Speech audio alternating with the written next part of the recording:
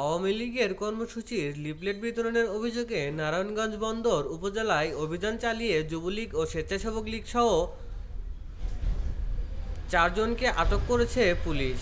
গতকাল সোমবার দিবাগত রাত 12:30টার দিকে উপজেলার সোনাকান্দা ও রূপালী আবাসিক এলাকা থেকে তাদের আটক করা হয়। আটক ব্যক্তিরা হলেন কদম রসুল ও পৌর যুবলীগের সাবেক সাধারণ সম্পাদক মশিউর রহমান, 20 নম্বর ওয়ার্ড স্বেচ্ছাসেবক লীগের সাধারণ সম্পাদক জামান মিয়া, তার সহযোগী সাইফুল ইসলাম ও ফারুক হোসেন। এলাকাবাসীর সূত্রে জানা গেছে, কয়েকদিন ধরেই আওয়ামী লীগের কেন্দ্রীয় কর্মসূচির পক্ষে বন্দর উপজেলার কলাগাছিয়া ও সোনাকান্দা এলাকায় লিফলেট বিতরণ কর্মসূচি পালন করে আসছিলেন আটককৃত ব্যক্তিরা। গতকাল অটোরিকশা গ্যারেজে লিফলেট বিতরণ করেন যুবলীগ নেতা মশিউর রহমান।